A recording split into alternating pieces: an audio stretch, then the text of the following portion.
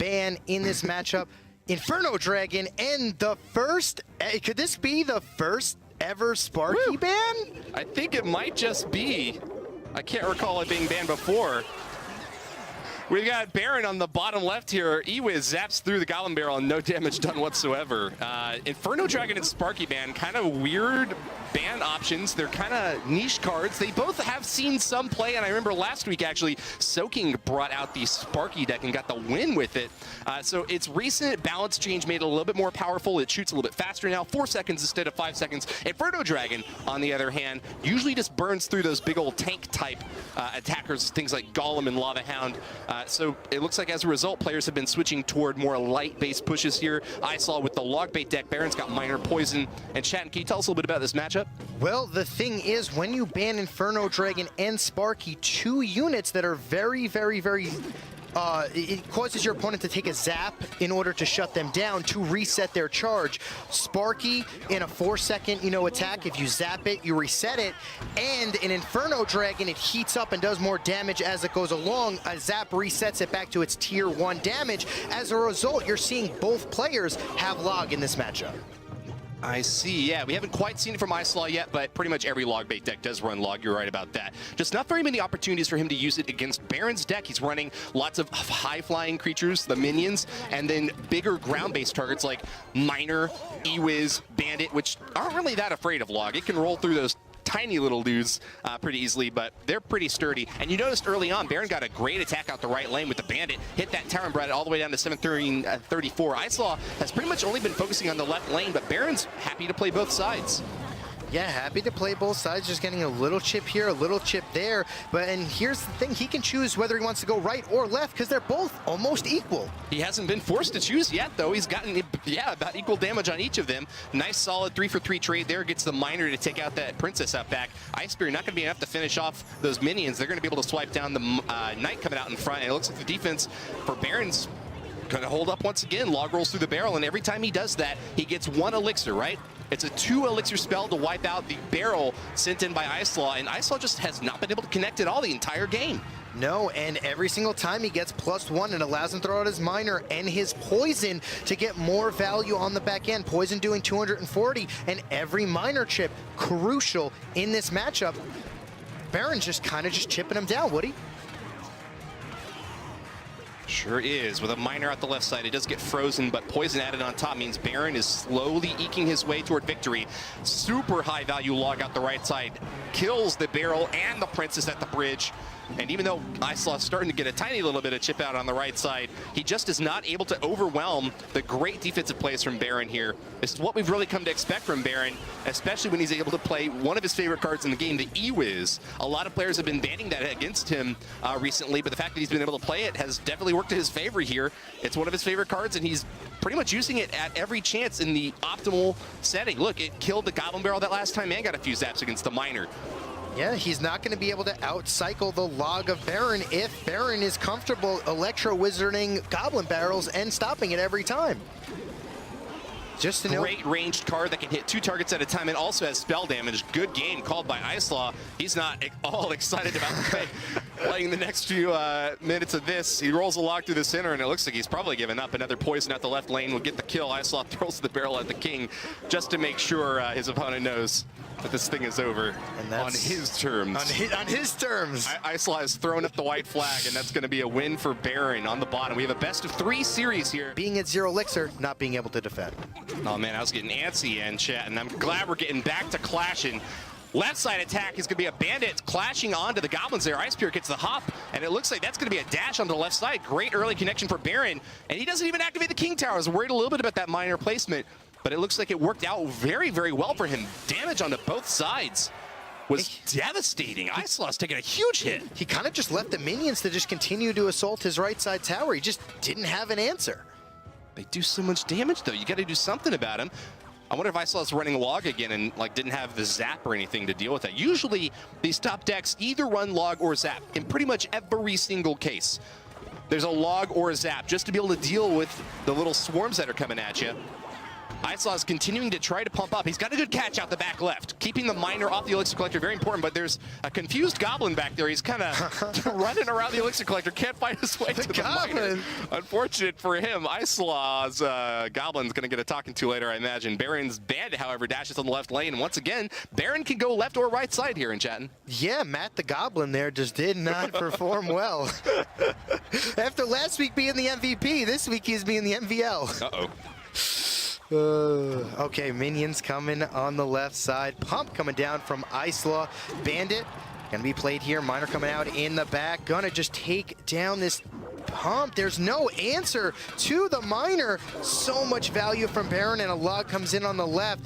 ISlaw in trouble here, not really being able to formulate anything, getting to Berin's towers. ISlaw's win condition here is just getting so much more elixir that Berin doesn't have any way of dealing with it, but he hasn't been able to pump up enough yet. The Three Musketeers out the back is a good way to start off double elixir time here, but he's got to be worried about these big spells coming in from Berin. Poison can actually kill Musketeers if they stay in the circle long enough. Looks like they'll barely survive this time. Oh, actually only one survives. And ISlaw knows he's out of juice once again. Pumps up again in the center there, but Poison can get either tower this way. Log rolling through will be able to hit the pump. It actually kills two of the goblins. I think that one goblin there realized the error of his ways last time and finally avoided the log that time. Poison on the right, just going to continue to just chip down these Musketeers every single time they're played. Log comes in on the right.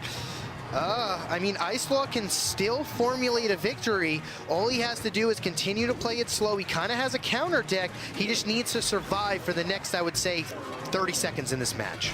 I'll agree with that. I think survival is very important. Obviously, you drop a tower and it's done. We're in overtime now, so the next tower will get the win here. ISlaw just has to be very careful about balancing the level of attack that he's putting out onto the field and the amount of elixir that he's trying to regenerate, because now that we're in overtime, even if he plays an elixir collector out back, Berin could theoretically just punish super hard in one lane or the other, tear a tower down, and it doesn't matter if you have more elixir if you've lost the game already, you know? Yeah, 100%. Battle Ram gonna get shut down. And just nice hit out the left, though. Look at that! ISlaw's actually torn that left side tower down to triple digits. Minions are going nuts. He's gotten it down to 194. And that is the hit that ISlaw absolutely needed. He will definitely continue along that inroad. Miner chips it down to 2 hit points, and ISlaw gets the win. Oh, no. Berin just couldn't hold off. Three Musketeer decks. And as you saw, just the Three Musketeers, just too much at the end. When you drop the Three Musketeers, probably the most cost-efficient card in the entire game, being 9 elixir for 12 elixir worth of troops. You know, it slowly builds up and turns out into a victory if it goes later and later into the match. The later it goes, Three Musketeers get stronger and stronger every second after double elixir time. But we're gonna go into match number 3. Berin, ISlaw. Winner is going to take our first set of the day. Bandit coming in on the left for Berin. Ice Golem coming out for ISlaw. Minions as well to clear it out. Kind of just slow playing here, seeing which decks one another is playing. Nothing really too much going on. The pro players, what they like to do is they like to get to know every single card in an opponent's deck before they go out and really try to punish their opponent, because otherwise you're going to be left vulnerable, not knowing their cycle, and you could take a minor minions and all of a sudden your tower dies. Yeah. That last exchange really important for ISlaw. He was in a lot of trouble there. Berin throwing that minor minion clump at him. ISlaw has taken a note from Berin, though. He's running Ewiz this time. He knows how powerful that guy can be. You know, he recently got his power reduced. He does, I think, 4 less damage per hit under tournament standard, but he still is just so versatile. Splash damage, single target damage, the ability to stun and reset the targeting of whatever he hits. So useful, and the top players really know how to get the best value out of it. Yeah. Berin throwing in a naked log this time. I guess he will manage to hit the Goblin over there, but it just rolls through one of them. It's just a little bit of chip damage at the left, and that's what Berin's preferred style of play was in the first and second game. I don't see any reason for him to quit playing that kind of quick game in this third matchup here. Yeah, I don't think we've seen a game where Berin didn't run a Lecture Wizard when it wasn't banned on him. I don't think so, yeah. But check this out. We got 2 P.E.K.K.A.s coming on in, and a Graveyard from ISlaw. Massive investment out the left lane and a commitment hard to try to tear this tower down. Will Berin's defense hold up? I don't know. That Ice Spirit, though, able to take down the P.E.K.K.A. of ISlaw, leaving Berin's P.E.K.K.A. alive. Miner coming in on the left. The P.E.K.K.A., it might only have 1 life, but Woody, the most important thing about this bandit. game... Oh, she survives, but P.E.K.K.A. goes down. She's got a ton of hit points, but could not keep the fuel up.